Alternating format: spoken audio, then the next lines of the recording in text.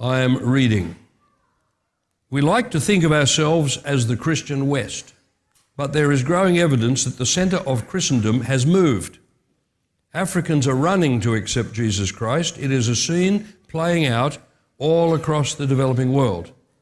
Christianity is sweeping across the southern hemisphere and Asia like a tidal wave. The scale of Christian growth is almost unimaginable, said Dr. Philip Jenkins, Distinguished Professor of History and Religious Studies at Penn State University.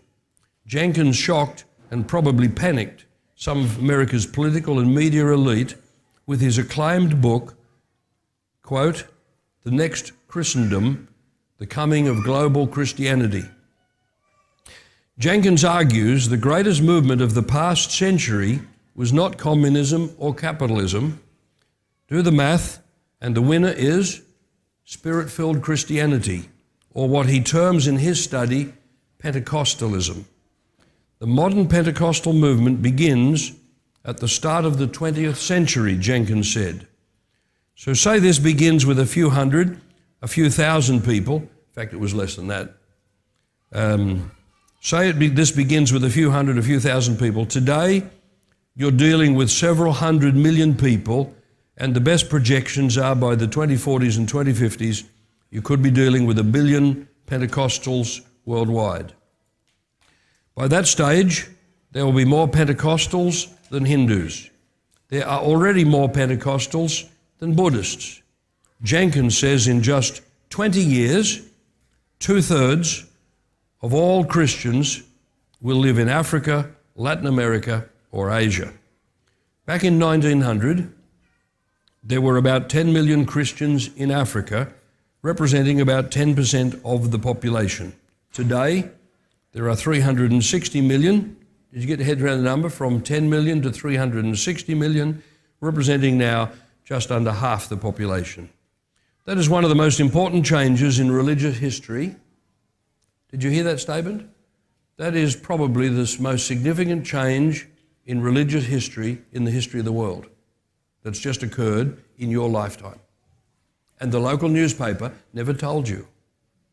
The local newspaper will never give you a proper view of the world, nor will you television. Well, I shouldn't say never. Never's a long time. We're back to the article.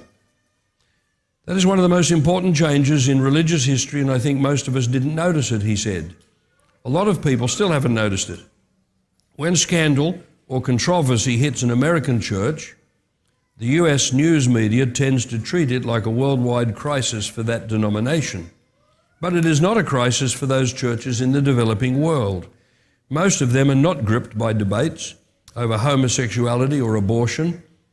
That is a problem for European and American liberals. No, they believe the Bible. The Bible is alive in Africa and Asia and Latin America, Jenkins said. Overwhelmingly, I'm quoting him again, this kind of Christianity is one which is very Bible-centered, which takes the Bible very seriously, takes authority very seriously, both the Old and the New Testament, in a way which I don't think Western Christianity has done since the Enlightenment. But the growth of Christianity threatens Islam, and Christians are being slaughtered in places like Nigeria and Indonesia. Jenkins thinks the conflict will intensify in nations where the two faiths compete, and he debunks the notion that Islam is the fastest growing religion in the world. Christianity is growing faster, he said. If you look at here's another quote from him, if you look at the 25 most populous countries in the world in the mid-21st century, 20 of those are going to be divided to a greater or lesser extent between Christianity and Islam, Jenkins said. Then there is China. There are about 80 million Christians in China, according to former Time magazine correspondent David Aikman, who predicts China will be a Christianized nation in 20 to 30 years. He does not predict a Christian majority, but a China that is 25 to 30% Christian, enough, he says, to change society and government. And Aikman says the Chinese church leaders have a burden to take the gospel the rest of the way across the globe to the Muslims. Now, on the whole, we knew all of that already. The point I'd like to make is this. This is happening in your lifetime. And we have got young people here, 20-year-olds and 30-year-olds, and most of your life is still in front of you.